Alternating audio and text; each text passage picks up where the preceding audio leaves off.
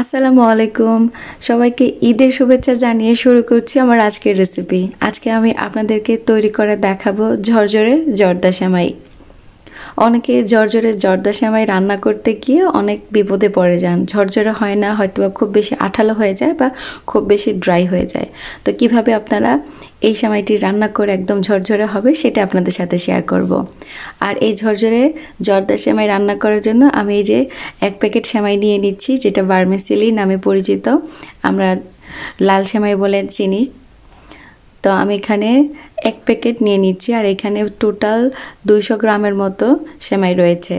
আর সেমাইটাকে packet থেকে বের করে হাত দিয়ে প্রথমে একটু ভেঙে দিচ্ছি। যত ছোট ছোট করে গুঁড়ো করতে পারেন গুঁড়ো করে নেবেন। আর এই সেমাইয়ের স্বাদ এবং লুক বাড়ানোর জন্য আমি এখানে নিয়েছি বাদাম। আমি এখানে পিস্তাচু, আলমন্ড আর ক্যাশনাট মিক্স করে নিয়েছি। আপনারা আপনাদের পছন্দ মতো বাদাম নিয়ে নেবেন, আর সাথে কিছু কিশমিশ নিয়েছি।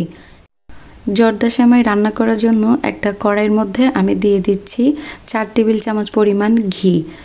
আর এই ঘিটা এখানে দেওয়ার কারণে কিন্তু সুন্দর একটা ফ্লেভার আসবে। ঘি না থাকলে আপনারা বাটার বা তেলও ব্যবহার করতে পারেন, তবে সুন্দর ফ্লেভারটা পাওয়ার চান্সটা কম থাকবে। তো প্রথমে ঘিটা হালকা গরম হয়ে গেলে যে বাদামগুলো কুচি করে রেখেছিলাম আর কয়েকটা কিশমিশ, সেগুলো প্রথমে একটু শ্যালো ফ্রাই করে নিচ্ছি। এই স্টেপটা অবশ্যই আপনারা করতে হবে, তাহলে আপনারা জর্দা সেমাইয়ের একটা সুন্দর ফ্লেভার পাবেন। তো ভাজা হয়ে গেলে 1 মিনিট ধরে ভেজে নিচ্ছি। ভাজা হয়ে গেলে আমি কড়াই থেকে বাদামগুলো উঠিয়ে নিচ্ছি। বাদামগুলো ভেজে যেই ঘিটা আমাদের রয়েছে সেই ঘিয়ের মধ্যে আমি সেমাই ছেড়ে দিচ্ছি। দিয়ে খুব ভালো করে একটু সময় নিয়ে লো আছে, মানে অল্প আছে, নেড়ে চেড়ে ভেজে নিতে হবে।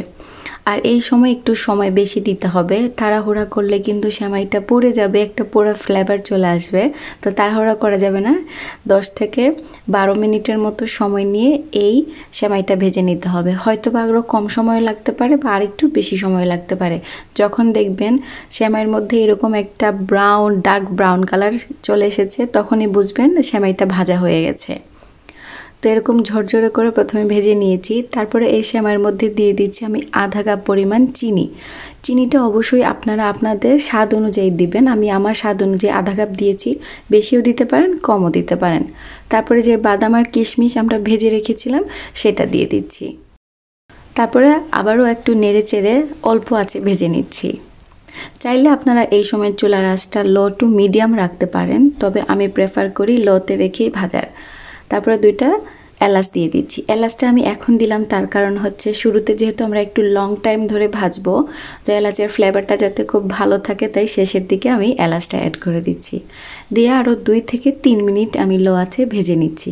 আর এই সময় চিনিটা আস্তে আস্তে দেখবেন সেমাইয়ের সাথে মিশে যাবে। তো ভালো করে নেড়ে চেড়ে সেমাইটা ভেজে নিয়েছি চিনি আর বাদামের সাথে। এখন আমি দিয়ে দিব এই জর্দা সেমাইয়ের জন্য পানি।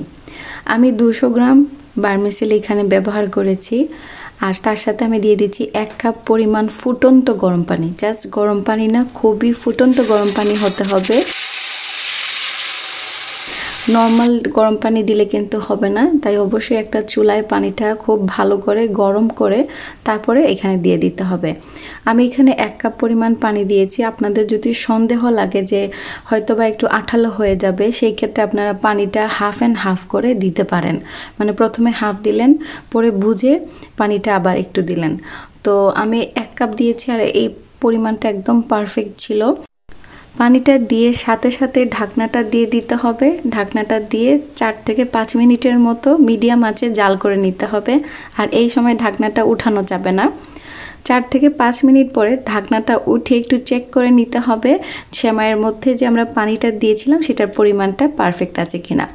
আমি আপনাদেরকে ঢাকনাটা সরিয়ে একটু দেখিয়ে দিচ্ছি যে আমার 1 কাপ পরিমাণে 200 গ্রামের মধ্যে যে পানিটা দিয়েছিলাম সেটা কতটুকু পারফেক্ট হয়েছে।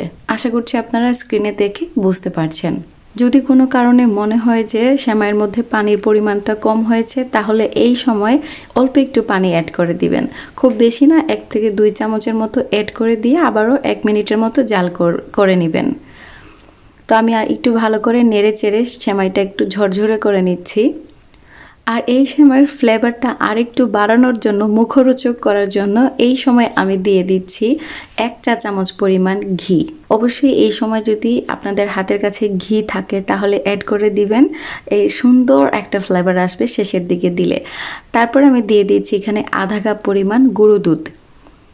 যদি থাকে বাসায় অবশ্যই গুঁড়ো দুধটা দেওয়ার চেষ্টা করবেন, এত মজা লাগে গুঁড়ো দুধ দিয়ে এই সেমাইটা শেষের দিকে একটু মিক্স করে নিলে। আরেকটা উপকরণ আপনারা ইউজ করতে পারেন, সেটা হচ্ছে নারিকেল। আমি নারিকেলটা ব্যবহার করছি না, কারণ আমার বাসায় সবাই নারিকেলটা এত বেশি পছন্দ করে না, তাই আমি নারিকেলটা স্কিপ করে দিচ্ছি। আপনাদের বাসার পরিবারের সদস্যরা যদি নারিকেল পছন্দ করে থাকে তাহলে আমি রেকমেন্ড করব অবশ্যই আপনারা এই জর্দা সেমাইয়ের মধ্যে নারকেলটা অ্যাড করবেন, দেখবেন খুবই ভালো লাগে।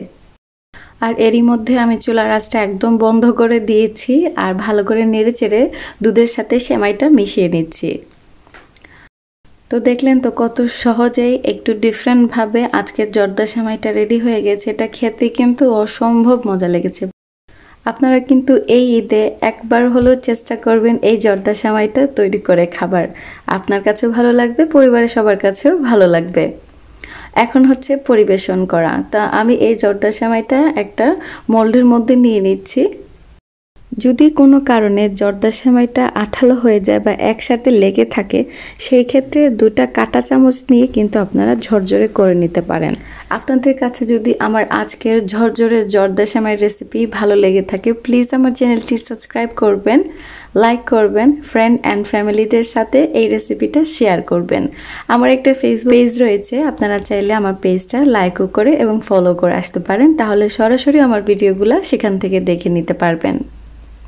সবাই ভালো থাকবেন, সুস্থ থাকবেন। আজকে এই পর্যন্তই। আল্লাহ হাফেজ। ঈদ মোবারক।